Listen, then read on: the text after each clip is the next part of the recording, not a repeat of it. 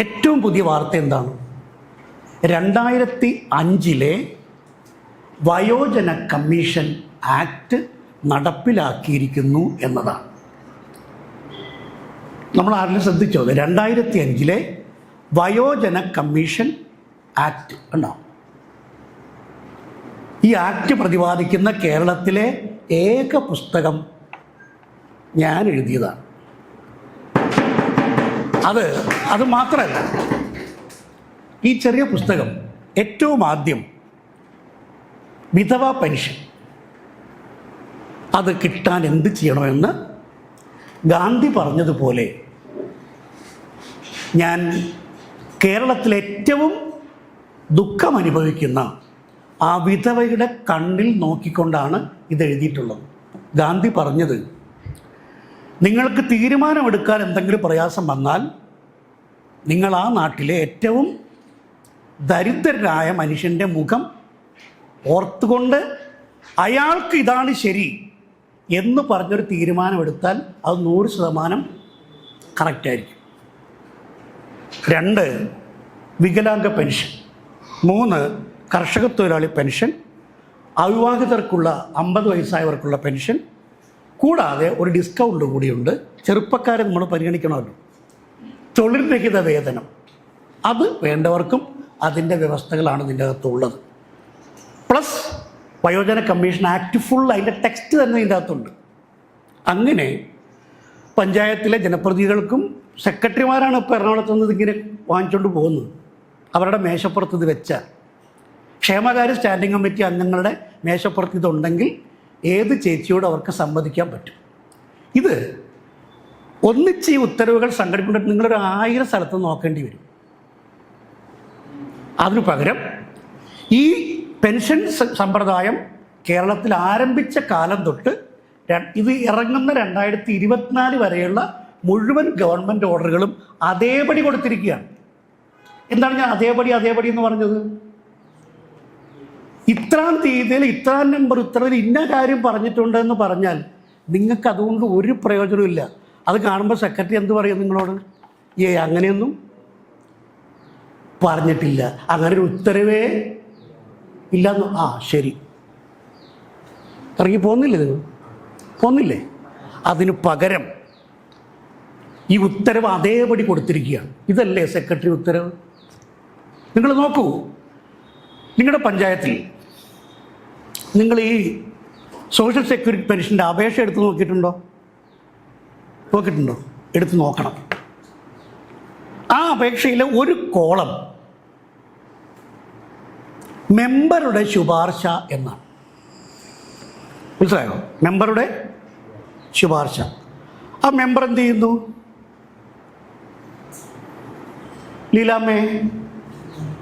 ലീലാമ്മേ എൻ്റെ ഓഫീസിൽ വാ. ലീലാമ്മേ എത്ര മണിക്ക് വരണം? സാറേ ഞാനൊരു 4 മണിക്ക്. വേണ്ട, വൈകിട്ട് 8 മണിയാകുമ്പോൾ വന്നാൽ മതി. മനസ്സിലായോ? ക്ലിയറായിട്ട് മനസ്സിലായല്ലോ? ഈ അഭ്യാസം കണ്ടിട്ട് സർക്കാർ പറയുകയാണ് മെമ്പറുടെ ശുപാർശ പെൻഷന് ആവശ്യമില്ല. നിങ്ങളിപ്പോൾ ഓർക്കേണ്ട കാര്യം എന്താ അറിയോ?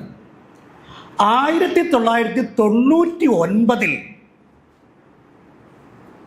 വന്ന ഉത്തരവാണ് ഇത്. അനിൽകുമാറിൻ്റെ ഈ പുസ്തകത്തിലുണ്ട്. ഇത് ഗവൺമെൻറ് ഓർഡറാണ്, ഞാൻ പറഞ്ഞല്ല. നോക്കൂ, 26 കൊല്ലം മുമ്പ് വന്ന ഉത്തരവാണ്. എന്ത്? മെമ്പറുടെ ശുപാർശ സാമൂഹ്യ സുരക്ഷാ പെൻഷന് ആവശ്യമില്ല എന്ന കാര്യം. എന്നിട്ടോ നിങ്ങൾ നോക്കൂ, നിങ്ങളിപ്പോൾ നാളെ പോയിട്ട് പഞ്ചായത്തിൽ നിന്ന് പെൻഷൻ്റെ അപേക്ഷ വാങ്ങിക്കുക. അതിനകത്ത് ഈ കോളം ഉണ്ടാവും. എന്ത്? ഇയാൾ ഇങ്ങനെ വിളിച്ചുകൊണ്ടിരിക്കുകയാണ്. എന്ത് തോന്നിയവാസമെന്ന് ആലോചിച്ച് നോക്കുന്നു നിങ്ങൾ. ഇങ്ങനെ നാട്ടിൽ നടക്കുന്ന കുഴപ്പങ്ങൾക്ക് അറുതി വരുത്താൻ സർക്കാർ ഇത്തരത്തിലുള്ള ഉത്തരവുകളും വ്യവസ്ഥകളും ഒക്കെ ഉണ്ടാക്കിയിട്ടുണ്ട്. പക്ഷെ നമ്മളത് വായിക്കുകയും പഠിക്കുകയും ചെയ്യില്ല. നമ്മളിപ്പോഴും ഇയാളുടെ പുറകെ നടക്കുകയാണ്. ഇതൊക്കെ ഈ സ്റ്റാറ്റ്യൂട്ടറി ആയിട്ട് ഉദ്യോഗസ്ഥൻ ചെയ്യേണ്ട കാര്യങ്ങളാണ്. അപ്പം അതുകൊണ്ട് ഇന്നത്തെ ഈ വയോജന ദിനത്തിൽ ഇത് വായിക്കാനും പഠിക്കാനും ശ്രമിക്കും എന്ന ഒരു പ്രതിജ്ഞ എടുക്കണം എന്നതാണ്. അപ്പോൾ ഇത് കുറച്ച് പേർക്കുള്ളത്, അത്യാവശ്യക്കാർക്ക് ഞാൻ അധികം ഇല്ല, പിന്നെ ബന്ധപ്പെട്ടാൽ മതിയാവും. ആയിക്കോട്ടെ, ഞാൻ യെസ് ആയിക്കോട്ടെ. നമുക്ക് ഇത് കഴിഞ്ഞിട്ട് നമുക്കിത് ചെയ്യാം. ബാക്കി നമ്മളങ്ങനെ, ഞാനൊരു കച്ചവടക്കാരനാണ്, ദയവായി നയിക്കരുത് എനിക്ക്, അതുകൊണ്ട് ഞാൻ പറയാത്തത്. അത് എറണാകുളത്തെ കേന്ദ്ര ഗവൺമെൻറ്റിൻ്റെ വലിയ ഒരു പ്രസിദ്ധീകരണശാലയുണ്ട്, സ്വാമി ലോ ഹൗസ്, അവരാണ് ഇതിൻ്റെ പ്രസാധകർ. നമ്പറൊക്കെ കൊടുത്തിട്ടുണ്ട്, അവരെ ബന്ധപ്പെട്ട്. എൻ്റെ കയ്യിൽ ഇപ്പോൾ കുറച്ചുണ്ട്, പക്ഷേ അത് ഞാൻ കൂടുതലില്ലാത്തതുകൊണ്ട് എന്നോട് പരിഭവം തോന്നുന്നുള്ളതുകൊണ്ട്. അയ്യോ അതെ പേയ്മെൻറ്റിൻ്റെ പ്രശ്നമല്ല, ഇപ്പോൾ ഉള്ളത് ഞാനിപ്പോൾ തരാം. ബാക്കി എന്നോട് പരിഭവം തോന്നരുത്, ബന്ധപ്പെട്ടാൽ ഞാൻ സംഘടിപ്പിക്കാൻ സംവിധാനം ഉണ്ടാക്കാം. ഇനി എറണാകുളത്തുകാർ, ചാലക്കുടിക്കാർ, തൃശ്ശൂർക്കാരൊക്കെ ഉണ്ടെങ്കിൽ നമുക്ക് അവിടെ തരാം, അവിടെ ഏർപ്പാടുണ്ടാക്കാം. ഇപ്പം ഞാനിപ്പോൾ പോന്നപ്പോൾ അവരെൻ്റെ കയ്യിൽ കുറച്ച് തന്നു വിട്ടതുകൊണ്ട് ഞാൻ അവർക്ക് വേണ്ടി കൊണ്ടുവന്നതാണ്. അതുപോലെ രണ്ടാമത്തത് ഗ്രാമസഭ, നമ്മുടെ വിഷയം വാർഡ് സഭ, വാർഡ് കമ്മിറ്റി. നിങ്ങൾ ഈ 3 പേര് നമ്മുടെ സർക്കാർ ഉത്തരവിൽ പോലും ഇല്ല. ഗ്രാമസഭ, വാർഡ് സഭ, ഇത്രയേ ഉള്ളൂ. അങ്ങനെ പറഞ്ഞാൽ കോർപ്പറേഷൻ ഔട്ടാവും. ഞാൻ കഴിഞ്ഞ ദിവസം പറഞ്ഞില്ലേ, എന്താണ് 3 തമ്മിലുള്ള വ്യത്യാസം? ഗ്രാമസഭ ഗ്രാമപഞ്ചായത്തിലെ ഓരോ വാർഡിലെയും വോട്ടർമാരുടെ കൂട്ടായ്മയാണ്, അല്ലേ? അവിടുത്തെ മെമ്പർമാരാണ് നമ്മൾ. ഇപ്പോൾ ഒരു ചുമരെഴുതാതെ, ഒരു പോസ്റ്റർ ഒട്ടിക്കാതെ, ഒരു ജീപ്പിൽ പാട്ട് വയ്ക്കാതെ നമ്മളിപ്പോൾ ഓൾറെഡി ഏത് തെരഞ്ഞെടുപ്പിൽ ജയിച്ചിരിക്കുന്നു? ഗ്രാമസഭാ മെമ്പർ എന്ന നിലയിൽ നമ്മളിപ്പോൾ തന്നെ ജയിച്ച ആൾക്കാരാണ്. പക്ഷെ അതിൻ്റെ ഗൗരവമൊന്നും കാണുന്നില്ല. നമുക്ക് താടിക്ക് കൈ കൊടുത്തെങ്കിലും ഇരിക്കും. എടോ, താങ്കൾ MP ആണെങ്കിൽ, താങ്കൾ MLA ആണെങ്കിൽ, ഞാൻ MGS ആണോ എന്ന് പറയാനുള്ള കരുത്ത് നിങ്ങൾക്ക് ഇതുവരെ നേടാൻ കഴിഞ്ഞില്ലല്ലോ. നിങ്ങൾ MP ആയിരിക്കും, എന്തെല്ലാം പരാക്രമം കാണിച്ചിട്ടാണ് MP ആയത്. MLA എന്തെല്ലാം പരാക്രമം നടത്തി. ഇതൊന്നും ചെയ്യാതെ 93 ഇന്ത്യൻ ഭരണഘടന പ്രകാരം ഞാൻ ഗ്രാമസഭയിലെ അംഗമാണ്.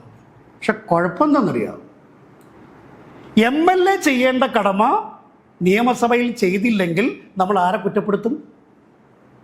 MLA-നെ. MP പാർലമെൻറ്റിൽ ചെയ്യേണ്ട പണിയെടുത്തില്ലെങ്കിൽ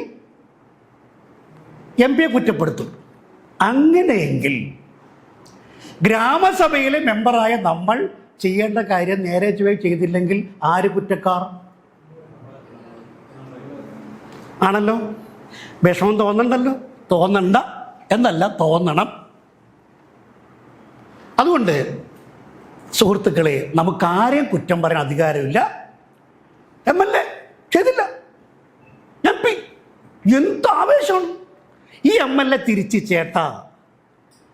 ചേട്ടൻ ഗ്രാമസഭ മെമ്പറല്ലേ, ചേട്ടനത് ചെയ്തില്ലല്ലോ.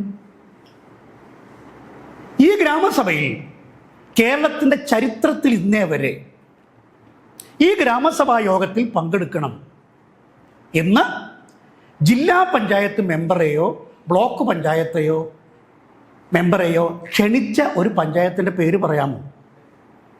പറഞ്ഞാൽ ഞാനെൻ്റെ വേണ്ടെന്ന് പറഞ്ഞു. വേണ്ട, അവർ പറഞ്ഞു വേണ്ടെന്ന്. കാരണം എൻ്റെ വൈഫിനോട് സ്നേഹമുണ്ട് അവർക്ക്, അതാണ് അവളുടെ പേര് അതിൻ്റെ അകത്ത് എഴുതിയേക്കുന്നത്. മനസ്സിലായോ? എന്ത് മനസ്സിലായി? ഒന്നും വായിച്ചിട്ടില്ല. അതുകൊണ്ട് നമ്മൾ ഈ പുസ്തകത്തിൽ ഞാൻ പറഞ്ഞത്, നിങ്ങൾക്ക് ഈ ഗ്രാമസഭയെക്കുറിച്ച് ലോകത്തുള്ള മുഴുവൻ അറിവും ഇന്ന് വരെയുള്ള അറിവും ഈ കൊച്ചു പുസ്തകത്തിലാക്കിയിട്ട് മാത്രമല്ല 3ആയി തിരിച്ചിട്ടുണ്ട് ഞാൻ. ഗ്രാമസഭ അറിയേണ്ടവർ ആദ്യത്തെ 10-15 പേജ് മാത്രം വായിച്ചാൽ മതി. ഇത്രേ ഉള്ളൂ. മുനിസിപ്പാലിറ്റിക്കാർ വാർഡ് സഭ വായിക്കുക. 1 ലക്ഷം കവിഞ്ഞ് ജനസംഖ്യയുള്ള മുനിസിപ്പൽ കോർപ്പറേഷൻകാർ ലാസ്റ്റത്തെ വാർഡ് കമ്മിറ്റി. വ്യത്യാസം മനസ്സിലായോ? ഗ്രാമസഭ പഞ്ചായത്തിലെ ഓരോ വാർഡിലെ വോട്ടർമാർ ചേരുന്നത് ഗ്രാമസഭ. 1 ലക്ഷം വരെ ജനസംഖ്യയുള്ള മുനിസിപ്പാലിറ്റിക്ക് എന്ത്? വാർഡ് സഭ. 1 ലക്ഷത്തിൽ കവിഞ്ഞ ജനസംഖ്യയുള്ള നഗരസഭയ്ക്ക് വാർഡ് കമ്മിറ്റി. ഒരു വ്യത്യാസം കൂടി പറയാം. ഗ്രാമസഭയിൽ എല്ലാ വോട്ടർമാരും അംഗങ്ങളാണ്. ദാറ്റ് മീൻസ് പ്രത്യക്ഷ ജനാധിപത്യം പുലരുന്നു.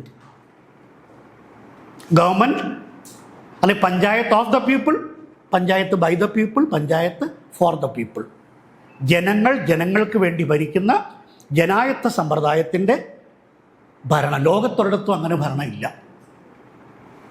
ഇന്നലെ പറഞ്ഞില്ലേ, ദേശീയ തലത്തിൽ ലോക്സഭ, രാജ്യസഭ, സംസ്ഥാന തലത്തിൽ നിയമസഭ, പഞ്ചായത്ത് തലത്തിൽ ഗ്രാമസഭ. നമ്മൾ പഠിച്ചു വെച്ചത് പഞ്ചായത്ത് ആഫീസ്. അവിടെയൊന്നും അല്ല കാര്യം നടക്കുന്നത്. ഈ ഗ്രാമസഭയിൽ തീരുമാനിച്ച കാര്യങ്ങൾ നടപ്പിലാക്കുന്ന പണിയാണ് അവിടെ ചെയ്യുന്നത്. അവിടെ ഒന്നും നടക്കുന്നില്ല. അവരൊന്നും നമ്മളെക്കാൾ വലിയ ആൾക്കാരുമല്ല ജനാധിപത്യത്തിൽ. അപ്പം നമ്മൾ ദൈവത്തെ നമ്മൾ ആരാധിക്കുന്നത് എന്തുകൊണ്ടാണ്? ദൈവം സ്രഷ്ടാവ്, നമ്മൾ സൃഷ്ടി. അല്ലേ?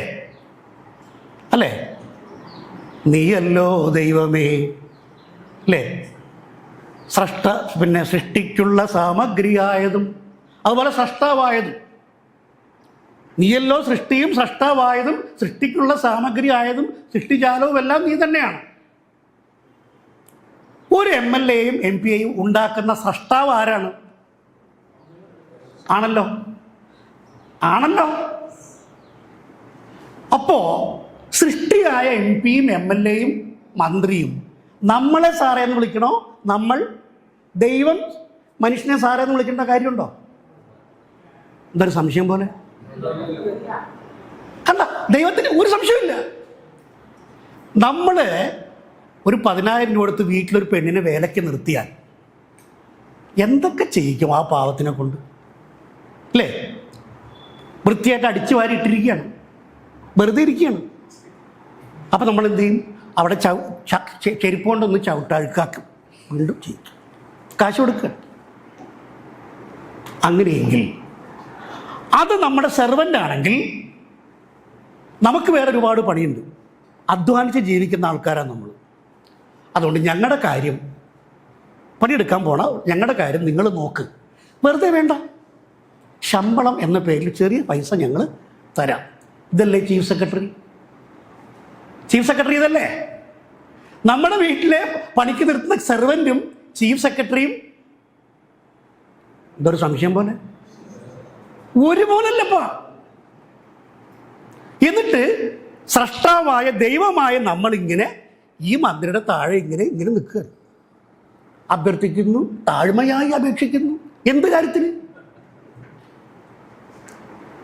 ഈ നിങ്ങൾ 5 കൊല്ലം കഴിഞ്ഞ് ഞാൻ 10 വോട്ട് തിരിച്ചു ചെയ്താൽ നിങ്ങളുടെ ഈ കച്ചവടമൊക്കെ അത്ര പവർഫുള്ളാണ് ഗ്രാമസഭ എന്ന് മനസ്സിലാക്കണം.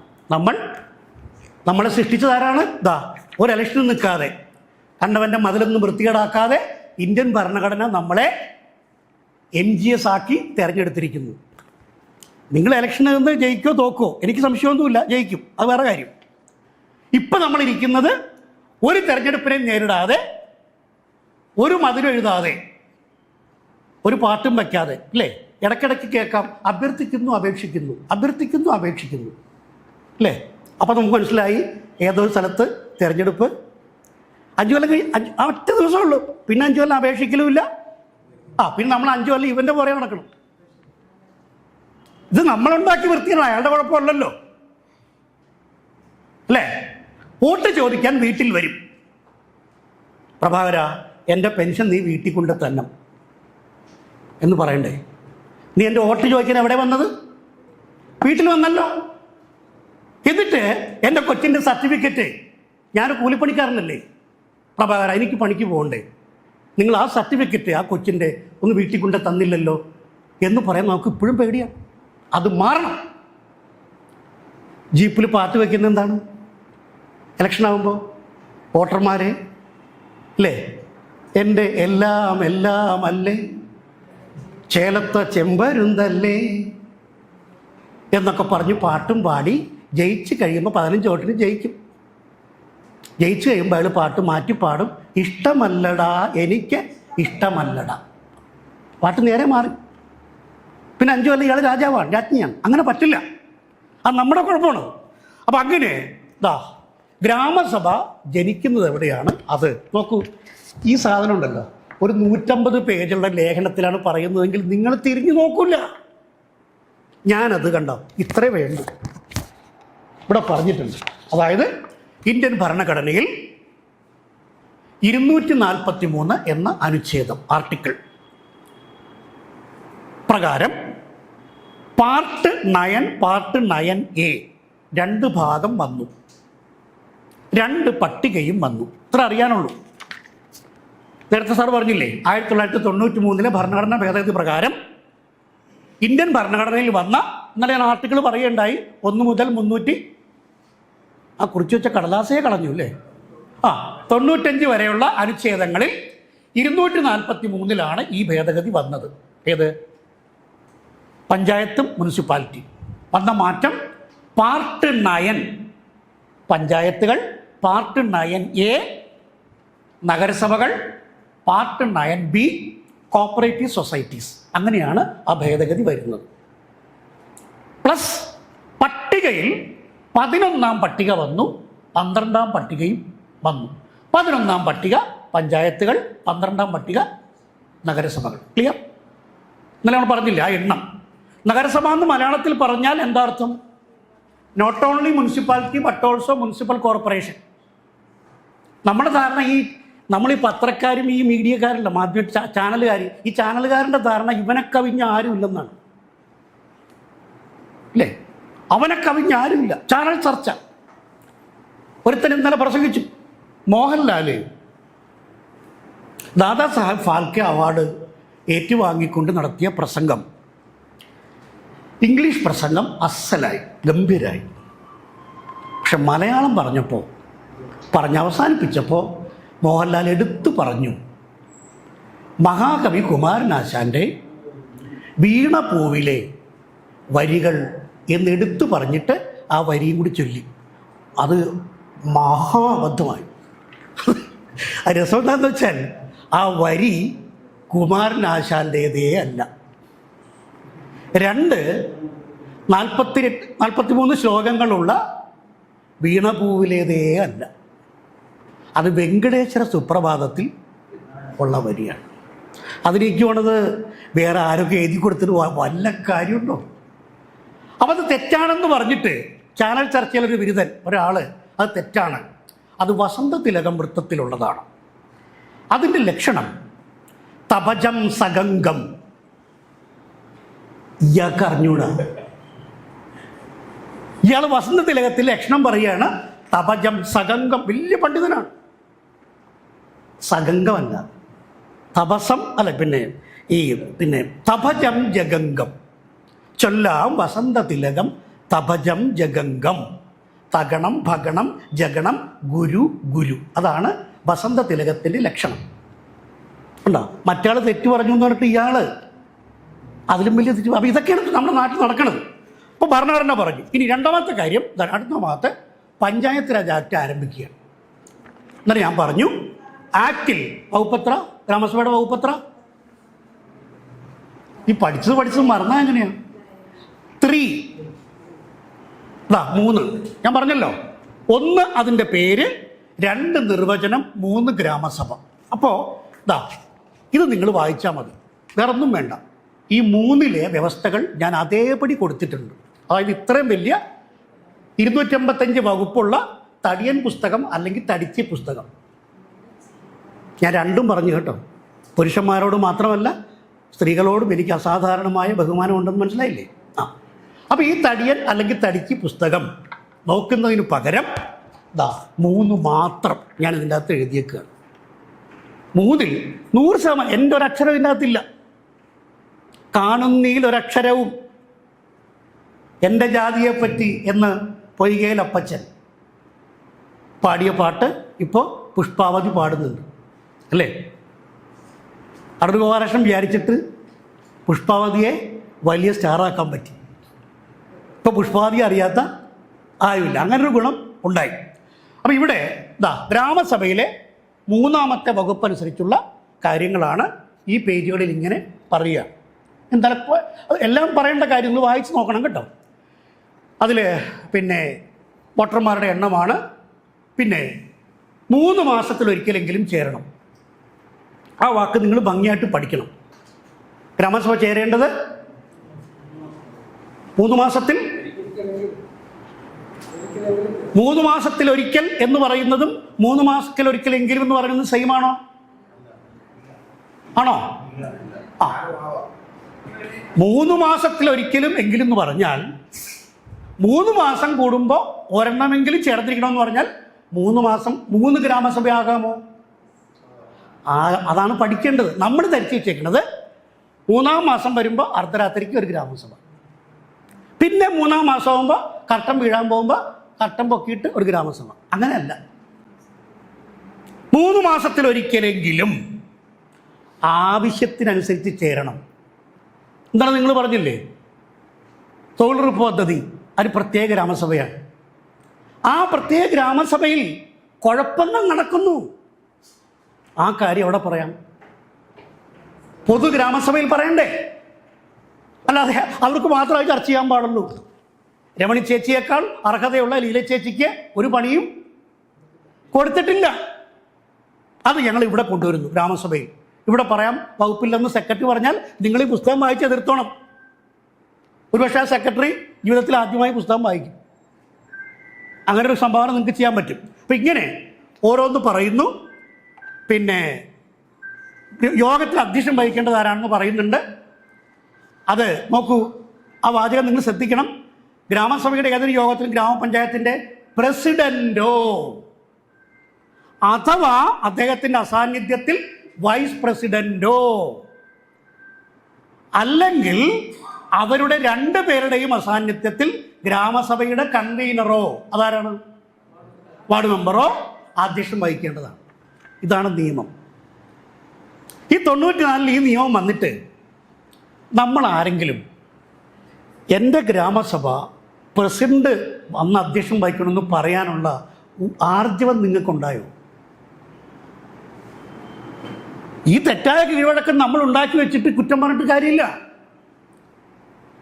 മനസ്സിലായോ? അപ്പോൾ പ്രസിഡന്റോ അല്ലെങ്കിൽ ഇല്ലെങ്കിൽ വൈസ് പ്രസിഡന്റ്, രണ്ടും ഇല്ലെങ്കിൽ മാത്രമേ എന്താ പറയുക, അതിനകത്തൊരു ഒരു വലിയ നിയമപ്രശ്നവും ജനാധിപത്യ പ്രശ്നവും ഉണ്ട് അതിൻ്റെ അകത്ത്. എന്താ അത്? 5-ാം വാർഡിലെ മെമ്പർ പ്രസിഡന്റായി എന്നിരിക്കട്ടെ. പള്ളിച്ചലിൽ എത്രാം വാർഡ് മെമ്പറാണ് പ്രസിഡന്റ്? 5-ാം. ഞാൻ പറഞ്ഞത് ശരി, 5. അവിടെ നോക്കൂ, അവിടെ എത്ര വാർഡ്? 25-ാ? 24. 24 വാർഡിൻ്റെയും പ്രസിഡന്റ് അല്ലേ? അദ്ദേഹത്തിൻ്റെ പേരെന്താ? ഗണേഷ് കുമാർ ആണല്ലോ. 24 വാർഡിൻ്റെയും പ്രസിഡന്റാണ് ആര്? ഗണേഷ് കുമാർ. പക്ഷേ 5-ാം വാർഡുകാർക്ക് മാത്രം അധ്യക്ഷനായി ആരെ കിട്ടുന്നു? പ്രസിഡന്റിനെ കിട്ടുന്നു. ബാക്കിയുള്ളവരൊക്കെ എന്താ, 2-ാം കുടിക്കാരാണോ? നമ്മളൊക്കെ എന്താ പിന്നെ പാകിസ്ഥാൻകാരാണോ? കണ്ടോ, ഇങ്ങനെ ചിന്തിക്കാൻ നിങ്ങളുടെ കിഡ്നി വർക്ക് ചെയ്തില്ല. ജനാധിപത്യ വിരുദ്ധമാണോ അല്ലയോ? ദൈവത്തിനോട് പറയേണ്ടത് പൂജാരിയോട് പറഞ്ഞാൽ മതിയോ? ഞങ്ങൾ പട്ടികജാതി പട്ടികവർഗക്കാരുടെ വലിയ സങ്കടങ്ങൾ എൻ്റെ 4-ാം വാർഡ് മെമ്പറോട് പറഞ്ഞാൽ തീരുമോ? അവിടെ ഇരിക്കുന്നത് കേൾക്കുന്ന പ്രസിഡന്റ് ആണെങ്കിലോ അത് ആ പഞ്ചായത്തിൻ്റെ മുഖ്യമന്ത്രിയോട് പറയുന്ന സങ്കടമായി അതിൻ്റെ ഡൈമെൻഷൻ മാറും. മനസ്സിലായോ?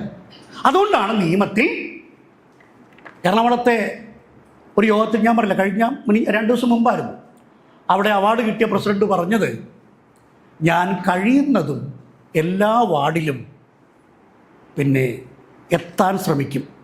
അത് ന്യായം. എന്താ കാര്യം? കംപ്ലീറ്റ് എല്ലായിടത്തും നടക്കേണ്ട ഒരാളായതുകൊണ്ട് ഇപ്പോൾ കൂടുതൽ സമയം അവിടെ ചെലവഴിക്കാൻ അതാണ് നമ്മൾ നിയമത്തിൽ പറയുന്നത്. എല്ലാം അതേപോലെ അച്ചട്ടായിട്ട് പറ്റില്ലല്ലോ. അപ്പം അതുകൊണ്ട് പ്രായോഗികമായി അതിൻ്റെ ചൈതന്യം ഉൾക്കൊണ്ടുകൊണ്ട് ഞാൻ എല്ലാ വാർഡ് ഗ്രാമസഭയിലും കഴിയുന്നതും എത്താൻ ശ്രമിക്കുന്നു. കണ്ടോ, അതാണ് മനുഷ്യത്വം എന്ന് പറയുന്നത്. ഞാൻ പറഞ്ഞു, 10 പേരിൽ കുറവ് പങ്കെടുക്കുന്ന ഗ്രാമസഭയിൽ നിന്ന് 200-250 പേരുള്ള ഗ്രാമസഭയാക്കി ഞങ്ങൾ മാറ്റിയത് എല്ലാ ജനങ്ങളും വന്നു പറയുന്ന കാര്യങ്ങൾക്ക് പരിഗണന കൊടുത്തത് കൊണ്ടാണ്. അപ്പോൾ നോക്ക്, നമ്മളൊരു വാക്ക് 2 പ്രാവശ്യം പറഞ്ഞു. ഇപ്പോൾ ഇന്നലെ ആരോ പറഞ്ഞില്ലേ, 2 പ്രാവശ്യം പറഞ്ഞു, 3 പ്രാവശ്യം പറഞ്ഞു, ഒട്ടും കേൾക്കുന്നില്ലെങ്കിൽ 4ാമത് നമ്മൾ പോവില്ല. ഇന്നലെ രാവിലെ പറഞ്ഞില്ലേ 6 തവണ പോകണം എന്നാണ് അല്ലേ? 6 തവണ പോയിട്ടും കേട്ടില്ലെങ്കിൽ പിന്നെ 7ാം തവണ ആരെങ്കിലും പോവില്ല. അപ്പം അതുപോലെ നമ്മുടെ വാക്കിന് വില കൽപ്പിക്കുന്ന ഒരു സ്ഥലത്ത് നമ്മൾ പോകും. എന്ത് പറഞ്ഞാലും കേൾക്കാത്ത ആൾക്കാരുടെ അടുത്ത് നമ്മൾ പോകില്ല. അപ്പം അങ്ങനെ അതിന് അധ്യക്ഷൻ്റെ കാര്യം പറഞ്ഞു. പിന്നെ ഞാൻ ഇന്നലെ പറഞ്ഞതാണ്, ഏത് കാര്യവും ഇപ്പം നിങ്ങളുടെ ഒരാൾക്ക് വിധവാ പെൻഷൻ കൊടുക്കുന്നു ഇരിക്കട്ടെ, നിങ്ങൾ ചോദിക്കേണ്ട ചോദ്യം എന്താണ്? ഏത് ഗ്രാമസഭയുടെ എത്രാം തീയതിയിലെ എത്രാം നമ്പർ തീരുമാനപ്രകാരമാണ് ഈ ലീലയിടത്തേക്ക് വിധവാ പെൻഷൻ കൊടുത്തത്? വകുപ്പ് 3 പ്രകാരം. ഈ കേരള പഞ്ചായത്ത് രാജ് നിയമത്തിലെ 3ാം വകുപ്പ് അനുസരിച്ച് എന്ന് പറയണം. അപ്പോഴാണ് അവർ പുസ്തകം മറിച്ച് നോക്കുള്ളൂ ഉദ്യോഗസ്ഥൻ. സംഗതി ശരിയാണ്. ഇലക്ട്രിക് പോസ്റ്റ് ഇട്ടു. ഏത് ഗ്രാമസഭയിലെ എത്രാം നമ്പർ തീരുമാനമാണ് പ്രകാരമാണ് ഈ പോസ്റ്റ് ഇട്ടത്? നിങ്ങളൊന്ന് ആലോചിച്ച് നോക്ക്. പട്ടികവർഗക്കാരായ കോളനി വാസികൾ അവർ ഇരുട്ടത്ത് പാമ്പ് കടിയും പട്ടുകടിയും കൊണ്ട് കിടക്കുകയാണ്. വലിയ വലിയ അണ്ണന്മാർ താമസിക്കുന്നിടത്തൊക്കെ, ഞങ്ങളുടെ നാട്ടിലൊക്കെ ശ്മശാനത്തിൽ വരെ ലൈറ്റ് ഇട്ട് കൊടുത്തിരിക്കുകയാണ്. പ്രേതങ്ങൾക്ക് വരെ സുഖമായിട്ട് രാത്രി ഗ്രാമസഭ കൂടാൻ വേണ്ടിയിട്ട്, പ്രേത ഗ്രാമസഭ. പക്ഷേ ഈ പാവപ്പെട്ട ഈ പട്ടികവർഗക്കാരുടെ സങ്കടം മാഷെ ആര് കേൾക്കുന്നത്? നമ്മൾ അവർക്ക് വേണ്ടി നിൽക്കണ്ടേ? നമ്മൾ പലരും നിസ്വാർത്ഥരായതുകൊണ്ട് നമ്മളെന്തിനാ ഇങ്ങനെ യോഗം കൂടുന്നത്? സുഹൃത്തുക്കളെ, നമ്മളാരും നമ്മുടെ സങ്കടങ്ങൾ പറയാനല്ലല്ലോ. ആണോ സമയം? നമ്മളെക്കാൾ കഷ്ടപ്പെടുന്ന ആയിരങ്ങൾ നമ്മുടെ സമൂഹത്തിലുണ്ട്. അവർക്ക് വേണ്ടി ശബ്ദിക്കാനാണ് നമ്മൾ ഗ്രാമസഭയിൽ പോകുന്നത്. അല്ല, നമുക്കിപ്പോൾ അത്യാവശ്യം, ഇപ്പോൾ എനിക്ക് അത്യാവശ്യം സർവീസുണ്ട്, പെൻഷനുണ്ട്, എനിക്ക് സങ്കടങ്ങളൊന്നുമില്ല. പക്ഷെ അതല്ല, എൻ്റെ അയൽവക്കക്കാരനെ കൂടി നമ്മൾ സാങ്കേതികവിദ്യ പുരോഗമിച്ചു. അയൽവക്കക്കാരൻ്റെ ശബ്ദം നമ്മൾ കേൾക്കുന്നുണ്ടോ? ലോകം പുരോഗമിച്ചപ്പോൾ അമേരിക്കയിലേക്കുള്ള ദൂരം കുറഞ്ഞു, അയൽവാസിയിലേക്കുള്ള ദൂരം കൂടി. അതാണ് തന്നെ പോലെ അയൽക്കാരനെ കാണണം എന്ന് പറഞ്ഞ് ബൈബിളൊക്കെ ചില സമയത്തേ ഉള്ളൂ, ഗ്രാമസഭ കൂടുമ്പോൾ അടച്ചു വയ്ക്കും അല്ലേ? എന്നിട്ട് വായിച്ചിട്ട് അല്ലേ, സ്നേഹം, ദൈവം സ്നേഹമാണ്. മത്തായിയാണോ മാർക്കോസാണോ? മത്തായിയാണെന്ന് എനിക്ക് തോന്നുന്നു. അത് വായിച്ചിട്ട് അടച്ചു വെച്ചിട്ട് ഭാര്യയോട് ചോദിക്കും, ആ ദുഷ്ടൻ പലിശ കറക്റ്റായിട്ട് തന്നോ? അടുത്ത ചോദ്യം, ആ പുസ്തകം ചീത്തയാക്കൽ എന്തിനാണ്?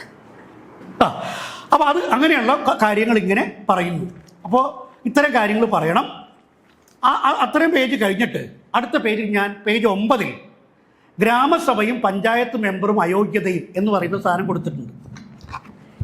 മനസ്സിലായോ? ഇത് 35P എന്ന് പറഞ്ഞ വകുപ്പാണ്. ഇത് നിങ്ങൾ പഠിക്കണമെങ്കിൽ എന്ത് വേണം? ഇത്രയും വലിയ ബുക്കിലെ ഇത് എവിടെയാണെന്നുള്ളതിന് തിരിച്ചും മറിച്ച് നോക്കലാണ്. അപ്പം നിങ്ങളുടെ ഒരു തോഴൻ അല്ലെങ്കിൽ തോഴിയായ ഞാൻ സ്നേഹത്തോടെ നിങ്ങളുടെ തോളിൽ തട്ടി, ചേട്ടാ ചേച്ചി ഇത് മാത്രം വായിച്ചാൽ മതി. എന്താ വായിക്കേണ്ടത്? താൻ കൺവീനറായ ഗ്രാമസഭയുടെ യോഗം 3 മാസത്തിൽ ഒരിക്കൽ വിളിച്ചു ചേർക്കുന്നതിൽ തുടർച്ചയായി ഡാഷ് തവണ വീഴ്ച വരുത്തിയാൽ പഞ്ചായത്ത് അംഗത്തിന് ഒരംഗമായി ഉദ്യോഗത്തിൽ തുടരാൻ പാടില്ല.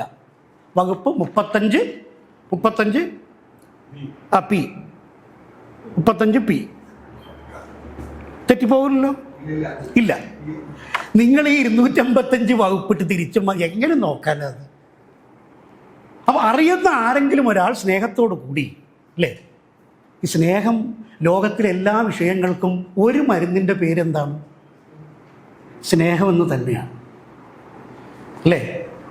അല്ലേ? അടരുവാൻ വയ്യ നിൻ ഹൃദയത്തിൽ നിന്നെനിക്ക് ഏതു സ്വർഗം വിളിച്ചാലും, നിന്നെ പിരിഞ്ഞെനിക്ക് പോകാൻ പറ്റുന്നില്ല. അടരുവാൻ വയ്യ നിൻ ഹൃദയത്തിൽ നിന്നെനിക്ക് ഏത് സ്വർഗം വിളിച്ചാലും. നിന്നോട് ചേർന്ന് ഇത്രയും കാലം പ്രണയിച്ച് നടന്നതുകൊണ്ട് എനിക്ക് സ്വർഗം പോലും ഇനി വേണ്ട എന്ന് പറയുന്ന അസാധാരണം. ഇങ്ങനെയൊന്നും പഞ്ചായത്തിന് സ്നേഹിക്കരുത് കേട്ടോ. കാരണം 5 കൊല്ലം കഴിയുമ്പോൾ പോരാൻ പറ്റുണ്ടാവും. അത്രയ്ക്ക് സ്നേഹിച്ചു പോയല്ല, അത്രയും വേണ്ട. 5 കൊല്ലത്തേക്കുള്ള സ്നേഹം മതി. അതാ ഇൻസ്റ്റാൾമെൻ്റ് ആയിട്ട്. അപ്പോൾ ആ അതെ അതെ അതെ, ഈ എല്ലാവർക്കും അതുപോലെ ആകാൻ പറ്റില്ല, അതാ കുഴപ്പമില്ല. ഇനി മാത്രമല്ല പുള്ളി ഒറ്റയ്ക്കല്ല പോയതും, വൈഫിനെ കൂടെ കൊണ്ടുപോയി, അതാണ് രസമേ ഇല്ലേ. അപ്പോൾ ഭർത്താവ് പോകണോടത്തൊക്കെ ഭാര്യയും പോകണമെന്ന് സീത പറഞ്ഞപ്പോൾ സീതയോട് കേരള സിവിൽ സൊസൈറ്റി ചോദിക്കണമായിരുന്നു, ഏത് ചേച്ചി അത് ഊർമിളയ്ക്ക് ബാധകമല്ലേ എന്ന് ചോദിച്ചോ നമ്മൾ, അല്ലേ? ഭർത്താവ് പോകേണ്ട കൂടെ ഭാര്യ നിൽക്കണം. അപ്പോൾ ലക്ഷ്മണൻ്റെ കൂടെ എന്ന ഊർമിള പോട്ടെന്ന് സീത ചേച്ചി പറഞ്ഞോ? ഇല്ല, അത് വേറെ അതാണ്. അപ്പോൾ ഓരോരുത്തർക്കും ഓരോ കഴിവുണ്ടാവും, അല്ലേ? അതാണ് യുദ്ധത്തിങ്കൽ രാമൻ നല്ലു, കുലത്തിങ്കൽ സീത നല്ലു, ഊണുറക്കമുപേക്ഷിപ്പാൻ ലക്ഷ്മണൻ നല്ലു, ഇല്ലേ?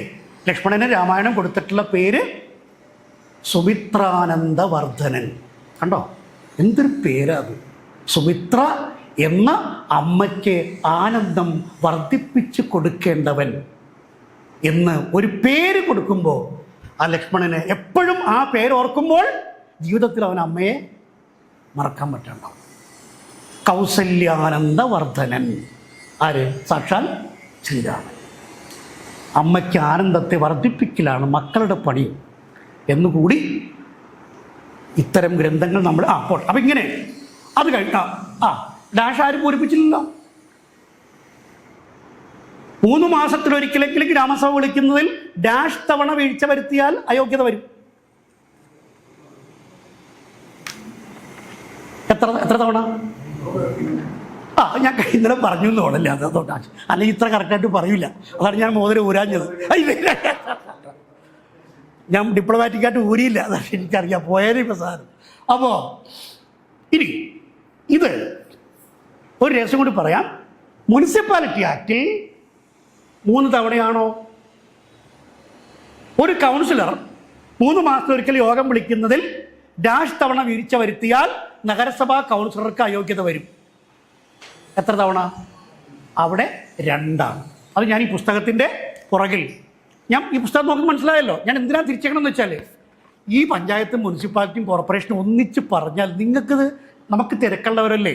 ഇപ്പം ഞാനൊക്കെ 10-30 കൊല്ലം സർവീസിൽ ഇരുന്നത് കൊണ്ട് ഒരു ക്ലാരിറ്റി ഉണ്ടാവും. നിങ്ങൾ സാധാരണ മനുഷ്യരാണ്. ഒരു നല്ല മെമ്പറാകണമെന്നും നാട് നന്നാകണമെന്നും ആഗ്രഹിച്ചു എന്നല്ലാതെ വേറെ യാതൊരു തെറ്റും അറിഞ്ഞോ അറിയാതെയോ നിങ്ങൾ ആരും ചെയ്തിട്ടില്ല, അല്ലേ? മറ്റു പല പരിപാടികളുണ്ടെങ്കിലും അത് മാറ്റിവെച്ച് സിവിൽ സൊസൈറ്റിയുടെ പരിശീലനത്തിന് വന്നു എന്നല്ലാതെ വേറെ ഒരു തെറ്റും ചെയ്തിട്ടില്ലാത്തവരാണ്.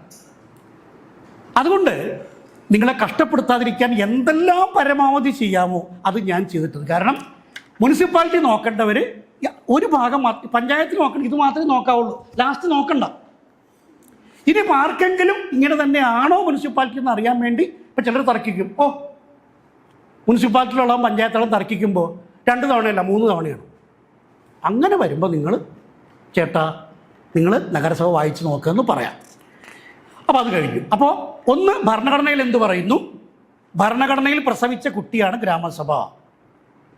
2, ആ സാറ് പറഞ്ഞ പോലെ 93-ലെ ആക്ടിന് ശേഷം, പിന്നെ ഭേദഗതിക്ക് ശേഷം 1 വർഷത്തിനകം 94-ൽ എന്ത് പ്രാബല്യത്തിൽ വന്നു? കേരള പഞ്ചായത്ത് രാജ് ആക്ട്. നിങ്ങൾ ആ വാക്ക് നോക്ക്, ആക്ട്. ആക്ട് എന്ന് പറഞ്ഞാൽ പ്രവർത്തിക്കുക എന്നല്ലേ? Act according to this act. ഈ ആക്ട് പ്രകാരം ആക്ട് ചെയ്യുക നിങ്ങൾ എന്നാണ് പറയുന്നത്. അത് പ്രവർത്തിക്കാനുള്ള ഒരു പാത വെട്ടിത്തുറക്കലാണ് പുസ്തകം. അപ്പോൾ 2ാമത്തെ പുസ്തകമായി പഞ്ചായത്ത് രാജ് ആക്ട്. അത് കഴിഞ്ഞാൽ റൂൾസ് ഉണ്ട്. ഞാൻ പറഞ്ഞില്ലേ 253 എന്നൊരു വകുപ്പുണ്ട് പഞ്ചായത്ത് രാജ്. 253 ഓർത്തോണം കേട്ടോ. 253 എല്ലാ റൂൾസിൻ്റെയും മുകളിലുണ്ടാവും. എന്താ കാര്യം? കേരള പഞ്ചായത്ത് രാജ് ആക്ടിലെ 253 വകുപ്പ് പ്രകാരം തന്ന അധികാരം ഉപയോഗിച്ച് ഇന്ന ചട്ടങ്ങൾ ഉണ്ടാക്കുന്നു. അപ്പം ചട്ടങ്ങൾ ഉണ്ടാക്കാനുള്ള അധികാരം വകുപ്പത്ര 253 അത് മുകളിലുണ്ടാവും. അത് പ്രകാരം നിരവധി ചട്ടങ്ങൾ ഇറക്കിയിട്ടുള്ളതിൽ ഒരു ചട്ടമാണ് 95-ലെ കേരള പഞ്ചായത്ത് രാജ് ഗ്രാമസഭാ ചട്ടങ്ങൾ. 3ാമത്തെ കാര്യം, ഭരണഘടനയിൽ എന്തു പറയുന്നു എന്ന് ഞാൻ പറഞ്ഞു. പഞ്ചായത്ത് രാജ് ആക്ടിൽ എന്തു പറയുന്നു? വകുപ്പത്ര 253 പ്രകാരം ഉണ്ടാക്കിയ ചട്ടങ്ങളിൽ 3ാം ഭാഗത്ത് എന്ത് പറയുന്നു? ഗ്രാമസഭ ചട്ടങ്ങളിൽ എന്ത് പറയുന്നു എന്ന കാര്യം അപ്പോൾ അതിൽ സമയം എത്രയാണ്, അധ്യക്ഷൻ മാത്രമല്ല, ഇപ്പം നോട്ട് അങ്ങനെയെല്ലാം പറയുന്നുണ്ട്. ഞാൻ ഇന്നലെ ഒരു മോതിരത്തിൻ്റെ കാര്യത്തിൽ വെല്ലുവിളിച്ചത് ഏത് കാര്യത്തിലായിരുന്നു? ഗ്രാമസഭാ യോഗ നോട്ടീസ് എത്ര ദിവസം മുമ്പ് കൊടുക്കണം എന്ന ചോദ്യത്തിന് നിങ്ങളാരും ഇന്നലെയും പറഞ്ഞിട്ടില്ല, ഇന്നും പറഞ്ഞിട്ടില്ല. എന്നോട് പക്ഷെ പറയുമ്പോൾ ഒരു കാര്യം ശ്രദ്ധിക്കണം, പറഞ്ഞാൽ മാത്രം പോരാ, അത് ഇന്നടത്ത് പറയുന്നതെന്നും കൂടി പറയണം. എന്തുകൊണ്ട്? ഞാനതല്ലേ ചെയ്യുന്നു. ഞാൻ ഇവിടെ വന്നപ്പോൾ ഘോരഘോരം പ്രസംഗിച്ചിട്ട് പോകുകയല്ലല്ലോ. നിങ്ങൾ നോക്ക്, ഈ ലോകത്തിലെ മുഴുവൻ പുസ്തകം വായിച്ച് പഠിച്ച് ഇങ്ങനൊരു പുസ്തകം എഴുതി ഉണ്ടാക്കണമെങ്കിൽ എത്ര രാത്രി പകൽ ഉറക്കൊഴിക്കണം? കാണുമെന്ന് തിരിയുള്ളൂ. പക്ഷെ ഇതിങ്ങനെ ഞാൻ നിങ്ങളുടെ മുഖം ഇങ്ങനെ ആലോചിക്കുകയാണ്. ഈ 10, 100, 150 പുസ്തകമൊക്കെ വായിച്ചിട്ട് അതിൽ നിന്ന് നിങ്ങൾക്ക് കണ്ടുപിടിക്കാൻ പറ്റില്ല. നിങ്ങളെ സഹായിക്കാൻ ആരുമില്ലതാൻ. 10-30 കൊല്ലം നിങ്ങളെപ്പോലുള്ള പാവങ്ങൾ തന്ന കണ്ണീരിൻ്റെ വിലയാണ് സുഹൃത്തുക്കളെ ഞാൻ ശമ്പളമായിട്ട് വാങ്ങിച്ചത്. അത് നിങ്ങൾ എനിക്ക് തന്ന പ്രതിഫലമല്ലേ? അതിനപ്പുറത്ത് എനിക്ക് എന്താ വേണ്ടത്? ഞാനൊരു സാധാരണ വീട്ടിൽ, ഒരു കുടുംബ വീട്ടിൽ 1960 ഉണ്ടായതാണ്. എൻ്റെ അമ്മ എന്നെ പ്രസവിച്ചതാണ്. എൻ്റെ ഭാര്യ എൻ്റെ മകനെയും പ്രസവിച്ചതാണ്. അവൾ സിസേറിയൻ അല്ല. അതുകൊണ്ട് അവൻ അമ്മയെ മോശം വാക്ക് പറയുമ്പോൾ ഞാൻ പറയും, എടാ നിൻ്റെ പെറ്റ തള്ളയാണ്ട, അവളെ ചീത്തവാക്ക് പറയല്ലേ എന്ന് പറയും. മനസ്സിലായോ? അതായത് ഈ നമ്മൾ പറയില്ലേ, ഈ നിൻ്റെ പെറ്റ തള്ളയാണ്ട, കത്തി താഴെയിടറ, കത്തി താഴെയിടറ, നിൻ്റെ പെറ്റ തള്ളയാണ്ട പറയുന്ന വെച്ചാൽ കത്തി താഴെയിടും. ഇപ്പോഴത്തെ പെണ്ണുങ്ങൾക്ക് നിൻ്റെ സിസേറിയൻ തള്ളയാണ്ട എന്ന് പറഞ്ഞാൽ ഇടൂലെന്ന് മാത്രമല്ല, കത്തിയെടുത്ത് തള്ളക്കിട്ട് കുത്തുന്ന കാലം വന്നു കേരളത്തിൽ. ബീഹാറിലല്ല, അല്ലേ? അമ്മയോട് ഒരു മകൻ ഒരിക്കലും ചെയ്യാൻ പാടില്ലാത്ത കാര്യം കേരളത്തിൽ ചെയ്ത വാർത്ത കേട്ട് അമ്പരന്നിരിക്കുന്നവരാണ് നമ്മൾ, അല്ലേ? Yes, okay. അങ്ങനെ ഈ ചട്ടങ്ങളിൽ എന്തു പറയുന്നു എന്ന് 3-ാമത്തെ ഭാഗത്ത് പറയുകയാണ്. അതിൽ നോക്കൂ, അതിൽ പഞ്ചായത്ത് എഴുതിത്തള്ളുന്ന തുകയെ സംബന്ധിച്ചുള്ള കാര്യം പഞ്ചായത്തിൽ പറയണം. ദുരിതാശ്വാസ നിധിയിൽ നിന്ന് ആർക്കൊക്കെ സഹായം കൊടുത്തു എന്ന കാര്യം ഗ്രാമസഭ പറയണം. പൗരാവകാശ രേഖ, നിങ്ങളിപ്പോൾ ഇലക്ഷനിൽ നിന്ന് ജയിച്ചു കഴിഞ്ഞാൽ ആദ്യം ചെയ്യേണ്ടത് 6 മാസത്തിനകം പൗരാവകാശ രേഖ പ്രസിദ്ധപ്പെടുത്തണം. ഞാനപ്പോൾ ഈ പുസ്തകത്തിൻ്റെ 1-ാമത്തെ എഡീഷനിലില്ലാത്ത ഒരു കാര്യം 2-ാമത്തെ എഡീഷനിൽ, ഏതായാലും ഇപ്പോൾ എൻ്റെ കയ്യിൽ നിങ്ങൾക്ക് കിട്ടാൻ പോണത് 2-ാമത്തെ എഡീഷനാണ്. പൗരാവകാശ രേഖ അത് ചോദ്യോത്തര രൂപത്തിൽ തയ്യാറാക്കിയിട്ടുള്ളതാണ്. അതായത് വളരെ പ്രധാനപ്പെട്ട ഡോക്യുമെൻ്റാണ് പൗരാവകാശ രേഖ. വളരെ പ്രധാനപ്പെട്ടതാണ്. വിവരാവകാശം പോലെ സേവനാവകാശം പോലെ പ്രസക്തമാണ്. ഞങ്ങൾ ഈ നിയമപ്രകാരമുള്ള ഇന്ന സേവനങ്ങൾ നിങ്ങൾക്ക് നൽകാൻ ബാധ്യസ്ഥരാണ്. അതിന് നിങ്ങൾ ഇന്ന രേഖകൾ ഇത്ര സമയത്തിനകം ഹാജരാക്കിയാൽ ഞങ്ങൾ 3 ദിവസത്തിനകം, 4 ദിവസത്തിനകം, 5 ദിവസത്തിനകം സർട്ടിഫിക്കറ്റുകൾ നൽകുന്നതാണ് എന്ന് ഭരണസമിതി അംഗീകരിച്ച് പ്രസിദ്ധീകരിച്ച രേഖയുടെ പേരാണ് പൗരാവകാശ രേഖ. ഒരുത്തൻ്റെ ഔദാര്യമല്ല, പൗരരുടെ റൈറ്റ്. അതാണ്.